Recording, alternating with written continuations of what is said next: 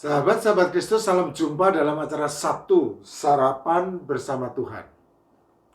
Adapun menu sarapan hari ini diambil dari 1 Korintus pasal 1 ayat 10.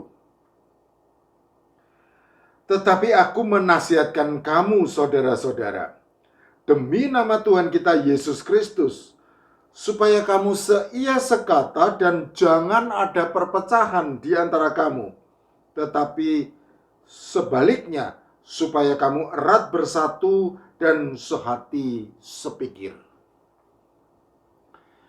Hidup ini sejatinya merupakan perpaduan antara keragaman dengan kesatuan.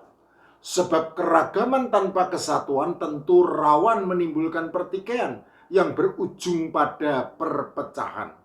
Sebaliknya, kesatuan tanpa keragaman hanya akan menjadi keseragaman yang rentan menimbulkan kebosanan dan pada gilirannya sangat mungkin juga berujung pada perpecahan. Sejarah dunia ini mengajarkan betapa pentingnya untuk terus menjaga perpaduan antara keragaman dengan kesatuan. Bahkan bangsa kita pun dengan bangga menuliskan semboyan Bhinneka Tunggal Ika di bawah cengkraman cakar burung Garuda Perkasa yang merupakan lambang negara Republik Indonesia.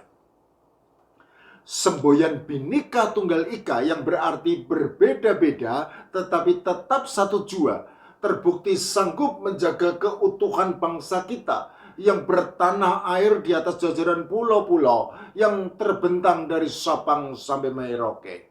Semboyan ini juga terbukti dapat mempertahankan negara kesatuan Republik Indonesia meskipun faktanya bangsa kita dipenuhi dengan berbagai macam suku, ras, agama, bahasa, budaya, dan keragaman lainnya.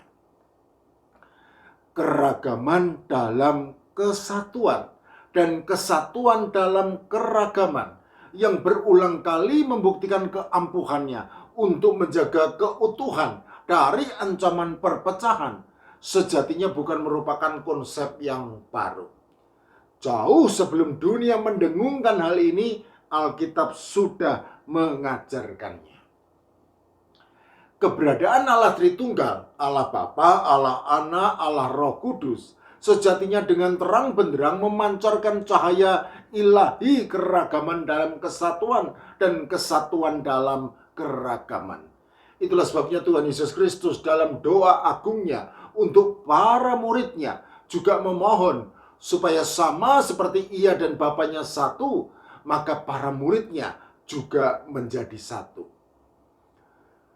Yohanes dalam kitab Injilnya mencatat doa agung tersebut. Dan bukan untuk mereka ini saja aku berdoa, tetapi juga untuk orang-orang yang percaya kepadaku oleh pemberitaan mereka, supaya mereka semua menjadi satu, sama seperti Engkau ya Bapa, di dalam aku dan aku di dalam Engkau, agar mereka juga di dalam kita, supaya dunia percaya bahwa Engkaulah yang telah mengutus aku, dan aku telah memberikan kepada mereka kemuliaan yang Engkau berikan kepadaku, supaya mereka menjadi satu, sama seperti kita adalah satu. Aku di dalam mereka dan Engkau di dalam aku, supaya mereka sempurna menjadi satu, agar dunia tahu bahwa Engkau yang telah mengutus aku dan bahwa Engkau mengasihi mereka sama seperti Engkau mengasihi aku. Yohanes pasal 17 ayat 20 sampai 23. Sahabat-sahabat Kristus, jelaslah bahwa Alkitab bukan hanya mengajarkan betapa pentingnya keragaman dalam kesatuan dan kesatuan dalam keragaman, tetapi juga mengajarkan bahwa yang menjadi perekat erat perpaduan antara keragaman dan kesatuan adalah kasih. Tanpa adanya kasih, maka perpecahan pasti terjadi. Dan salah satu contoh nyata dari hal ini adalah jemaat Korintus.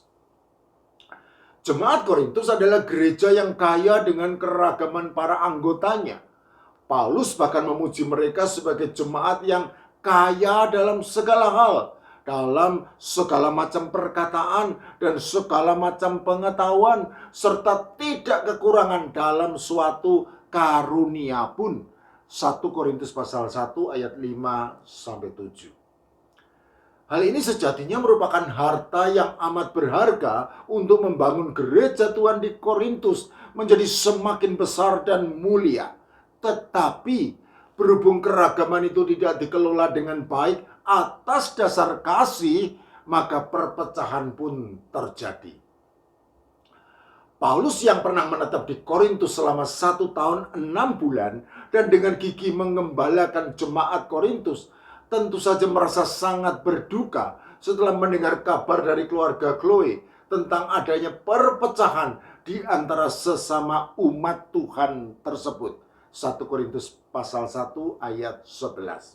Itulah sebabnya Paulus merasa perlu mengirimkan surat penggembalaannya yang kemudian kita kenal sebagai surat 1 Korintus dan 2 Korintus.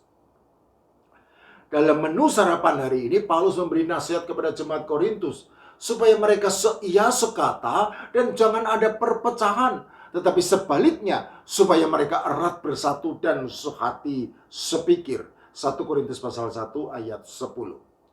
Frasa sehati sepikir jelas mengacu kepada kedewasaan dalam Kristus yang penuh kasih. Sehingga meskipun mungkin tidak selalu bisa seia sekata dalam pendapat, tetapi tetap erat bersatu dalam kasih. Benih permasalahan yang menimbulkan perpecahan jemaat Korintus adalah adanya keangkuhan yang merasa lebih baik dari yang lain, sehingga akhirnya keutuhan mereka terpecah menjadi beberapa golongan yang saling mengagulkan sebagai yang paling benar. 1 Korintus pasal 1 ayat 12. Penulis Amsal dengan bijak menyatakan bahwa keangkuhan hanya menimbulkan pertengkaran. Amsal pasal 13 ayat 10. Dan itulah yang terjadi pada jemaat Korintus. Mereka bertengkar mengenai para pelayan rohani, sehingga kemudian muncullah golongan Paulus, golongan Apolos, dan golongan Kefas, juga golongan Kristus, yang seolah-olah menjadi penengah, menjadi pendamai, tetapi pada gilirannya juga merasa paling benar. Melalui nasihatnya, Paulus sejatinya tegas memberi teguran kepada jemaat yang terpecah tersebut. Tetapi meskipun demikian, Paulus tetap menyapa mereka sebagai saudara-saudara. Suatu sapaan penuh kasih sebagai saudara seiman dalam Tuhan Yesus Kristus. Oleh karena itu, frasa demi nama Tuhan kita Yesus Kristus harus dipahami sebagai pengingat tentang kasih ilahi yang sudah Tuhan Yesus Kristus berikan kepada Paulus dan kepada jemaat Korintus. Kasih itulah yang Paulus harapkan bisa membuat jemaat Korintus kembali erat bersatu dan sehati sepikir. Sahabat-sahabat Kristus, jelas Paulus juga bukan orang yang sempurna. Karena sebagai pelayan Tuhan, ia juga pernah berselisih pendapat dengan Barnabas yang akan membawa kemenakannya, yaitu Yohanes yang disebut Markus. Orang yang pernah meninggalkan pelayanan di Perga Pamfilia untuk kembali ke Yerusalem. Kisah Para Rasul pasal 13 ayat 13. Paulus tegas berkata kepada Barnabas bahwa tidak baik membawa serta orang yang telah meninggalkan mereka dan tidak mau turut bekerja bersama-sama dengan mereka.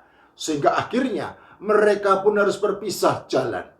Barnabas tetap membawa Markus berlayar ke Siprus, sedangkan Paulus memilih Silas untuk berangkat mengelilingi Syria dan Kilikia. Kisah Para Rasul pasal 15 ayat 38 sampai 41. Jadi, tidak bisa diingkari bahwa Paulus juga pernah tidak seia sekata dengan sesama pelayan Tuhan. Tetapi mereka tetap sehati sepikir dan erat bersatu dalam kasih Kristus. Kedewasaan mereka dalam kasih Kristus membuat mereka tetap erat bersatu dan sama sekali tidak ada dendam maupun sakit hati yang membuat mereka terpecah. Terbukti di kemudian hari Paulus dengan kerendahan hati mengakui bahwa kemenakan Barnabas, yaitu Markus, adalah teman sekerjanya untuk kerajaan Allah. Kolose pasal 4 ayat 10 dan 11. Inilah yang disebut teladan iman. Mungkin tidak selalu bisa seia sekata dalam pendapat, tetapi tetap erat bersatu dalam kasih Kristus. Amin.